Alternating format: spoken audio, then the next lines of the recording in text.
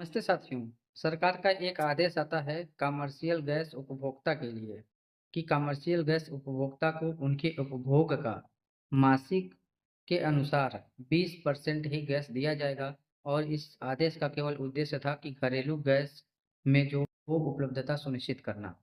खाड़ी देशों में जो युद्ध चल रहा है उसके संदर्भ में हमारी जहाज़ें कुछ लेट हो रही हैं और वहाँ से एलपीजी शॉर्टेज घरेलू में ना हो पाए, इसलिए यह आदेश पारित किया गया। इस आदेश का उल्टा असर देखने को भारत में मिला कि भारत के जो घरेलू गैस उपभोक्ता थे, उनको लगा कि एलपीजी अब मिलेगा ही नहीं और वो अपने घरों से सिलेंडर उठाएं और पहुंच गए गैस एजेंसी, जहां पे लंबी लंबी भीड़, लंबी लंबी लाइनें, कतारें देखने को मिलने लगी। मेरा मानना था साथियों कि भारत हमारा जो है वहाँ पे एलपीजी की उपलब्धता अभी है, किसी प्रकार की शॉर्टेज नहीं है, खासतौर से घरेलू गैसों में। और हमारे कई गैस गैस जहाज जो गैस पेट्रोलियम लेके आ रहे हैं वो रास्ते में भी हैं।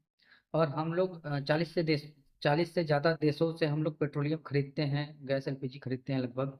और 70% का उपभोग तो हम लोग अन्य देशों से भी करते हैं। 30% हम उन देशों से भी करते थे जहां हमारा अभी युद्ध चल रहा है।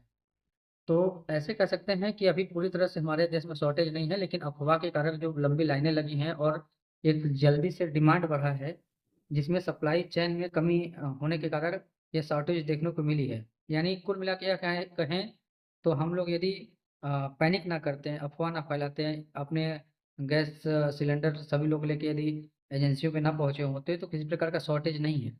एक साथ ही यहाँ अनुपलब्धता है, एजेंसियों पे 10 लोगों का था गैस, वहाँ पे 100 लोग एक साथ पहुँच गए, इसलिए ऐसा लग रहा है कि शॉर्टेज है।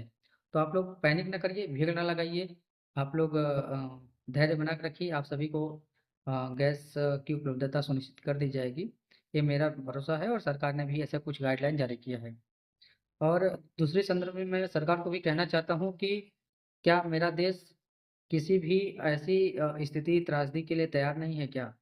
कि कोई भी दिक्कत आता है या अफ़वाह फैलता है तो हम लोग कुछ पल भी नहीं सँभल पाते हैं। हम सभी को हमारा देश आप लोग इस प्रकार से मजबूत बनाइए कि हमारे देश में किसी भी प्रकार की त्रासदी, किसी प्रकार का कुछ ऐसा भी हो तब भी हम उस पे सँभाल ले जाएँ। यानी जहाँ-जहाँ जैसे खाली स्थान है जिन ज़िलों में, उन ज़िलों में पेट्रोलियम और का भंडार बनाया जाए, वहाँ पे एलपीजी, पेट्रोल और डीज़ल का रख-रखाव रखा जाए और ज़्यादा से ज़्यादा भंडारण क्षमता बनाया जाए देश में, ताकि कभी ऐसी स्थिति आए तो हम लोगों के पास पर्याप्त मात्रा में पेट्रोलियम, डीज़ल, एलपीजी उपलब्ध हो। हम किसी जहाज या किसी रास्तों पर निर्भर ना रहें, इंतज़ार ना करें कि हमारा आएगा तभी हम लोग दे पाएँगे।